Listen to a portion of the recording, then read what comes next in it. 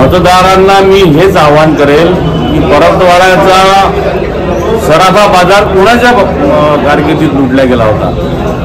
परतवाड्यात श्यामा पैलवानची हत्या कोणाच्या कारकिर्दीत झाली होती? अचलपूर विधानसभा मतदारसंघाची 20 नोव्हेंबर रोजी निवडणूक होणार आहे आणि उद्या मतदान प्रक्रिया होणार आहे। आणि आज अचलपूर मतदारसंघात भाजपाचे उमेदवार प्रवीण तायडे माझ्या सोबत आहेत। निवडणुकीच्या या पार्श्वभूमीवर काय सांगा? उद्या होणारं मतदान अचलपूर विधानसभेसाठी ऐतिहासिक स्वरूपाचं राहणार आहे आणि परिवर्तनाची नांदी ठरणार आहे।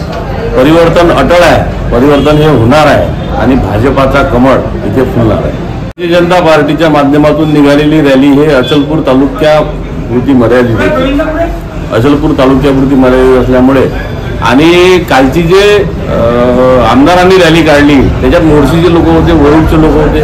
शक्ती प्रदर्शन दाखवायचं, मुस्लिमांना हे दाखवायचं होतं की मुस्लिम माझी ताकद जास्त आहे बुवा आणि तुम्ही माझ्याकडे वळा। परंतु ते तर मुस्लिम समाजाचा प्रश्न आहे, तो कोणाकडे वळायचं। मला हिंदूंचं महत्त्वाचं आहे आणि सकल हिंदू समाज हा भारतीय जनता पार्टीकडे, कमळाकडे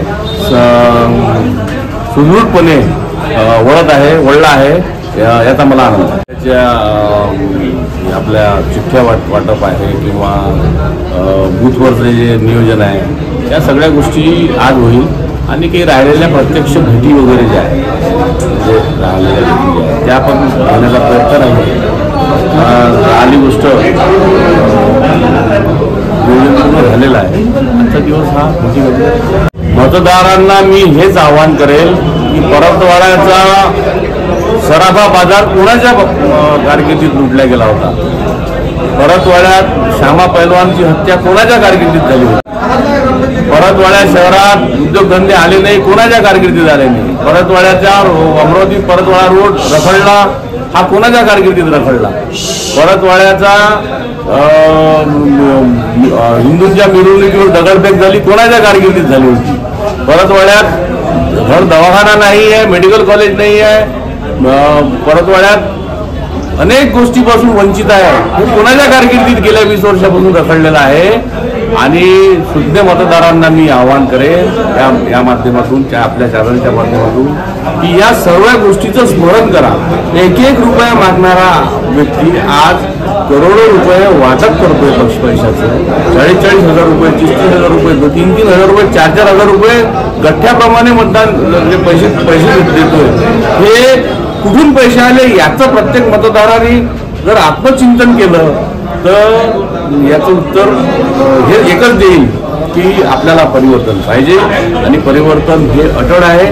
आणि मी उद्या जास्तीत जास्त मतदान करावं, प्रत्येकाने मतदानाच्या बाहेर सकाळी उरकून टाकायचं, एवढं मी नम्रपणे आवाहन करतो।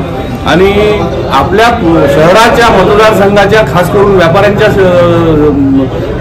महिलांच्या, व्यापाऱ्यांच्या, उद्योजकांच्या, शेतकऱ्यांच्या, शेतमजुरांच्या सुरक्षेच्या दृष्टीने जे आमचं सरकार भक्कमपणे आपल्या पाठीशी उभा आहे आणि त्याचा प्रतिनिधी मी म्हणून आपण निवडून द्याल आणि आपली सुरक्षा माझं कर्तव्य राहील, एवढं आवाहन मी तुम्हाला करतो। धन्यवाद।